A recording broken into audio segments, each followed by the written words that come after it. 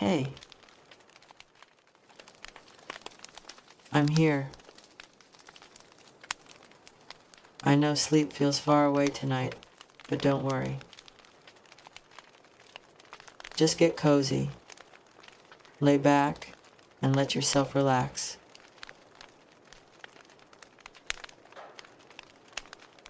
Maybe I'll read to you. Something to ease your mind into a place where anything is possible, where imagination has no limits. I'm picking a book from the shelf, one of those timeless stories that brings us back to childhood.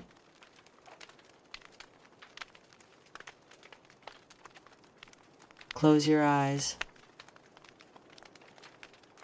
Let go. And let the words drift over you. Tonight, I'll take you to Neverland, where you never have to grow up,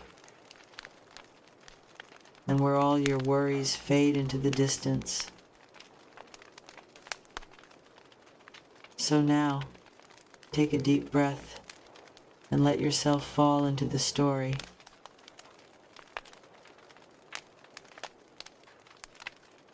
Ready? Once upon a time in London, there lived 3 children. Wendy, John, and Michael were their names. One night, Wendy woke up and saw a strange boy sitting on the floor. He looked cross.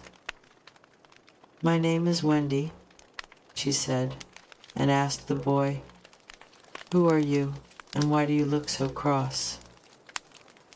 The boy replied, "I'm Peter Pan. I'm cross because my shadow won't stick to me." "Oh, I can fix that," Wendy said, and sewed Peter's shadow to the tips of his shoes. Peter was now happy. "Will you please fly back to Neverland with me and my fairy?" Peter asked Wendy.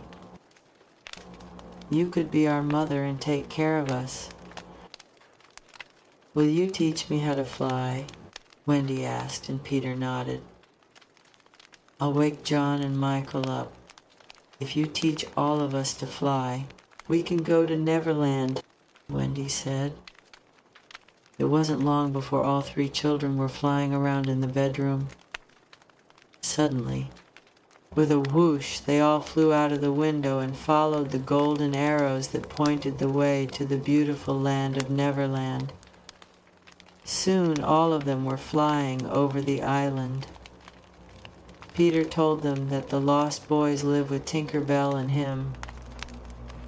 "The mermaids live over there in the lagoon, and there are pirates too.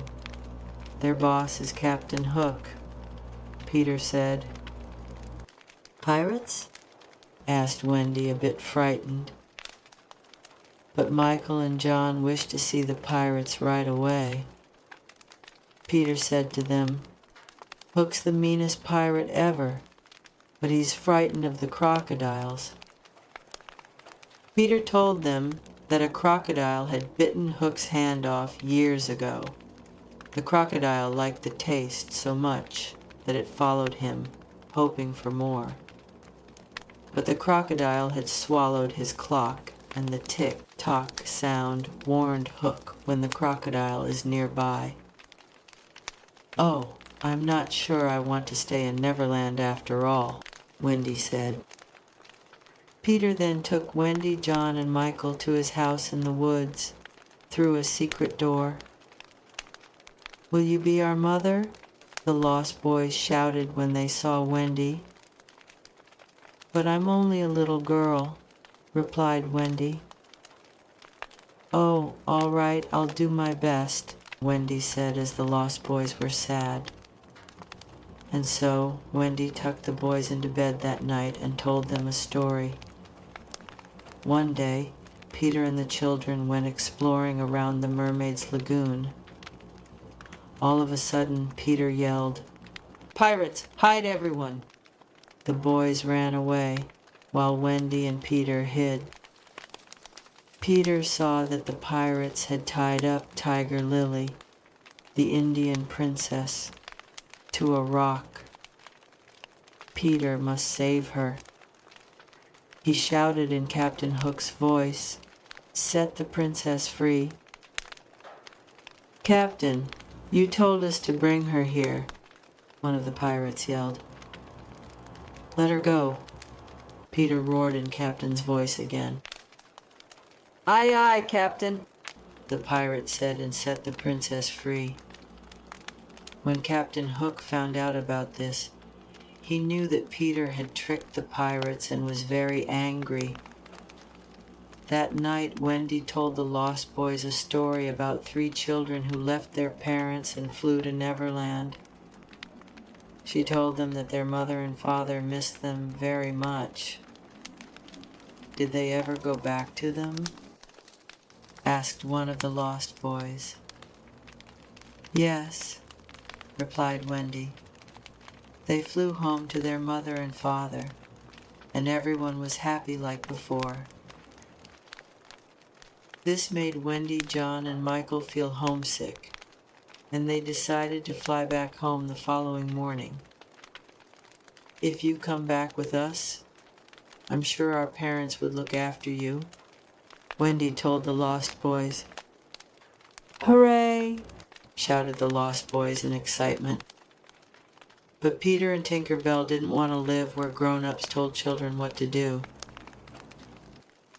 Peter was sad that his friends will leave soon.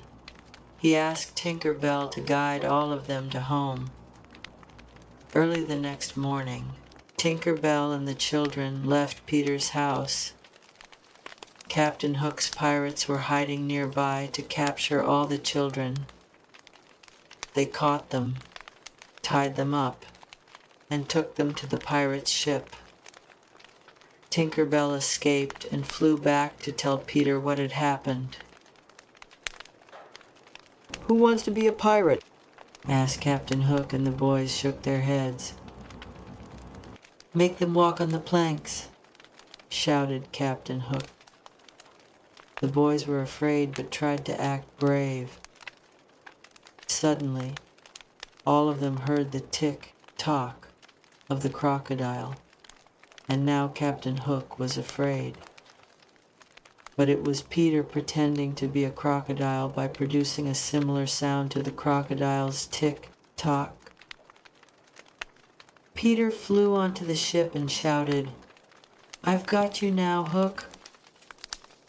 Captain Hook jumped up and swung at Peter with his sword, but he missed and it fell right into the sea. Unfortunately, the crocodile was waiting for him in the water, and that was the end of Captain Hook. Peter and Tinker Bell set off for London with Wendy and all the boys. Wendy's mother and father were very happy to see their children again and hugged them. They also said that they would look after all the Lost Boys. "I'm going to stay in Neverland, where I never have to grow up," Peter said. "Goodbye, Peter. We'll miss you." Everyone bid him goodbye. Peter Pan and Tinker Bell flew back home to Neverland. Wendy and her brothers grew up, but they never forgot the boy who never grew up, and the magical land where they had once flown and played.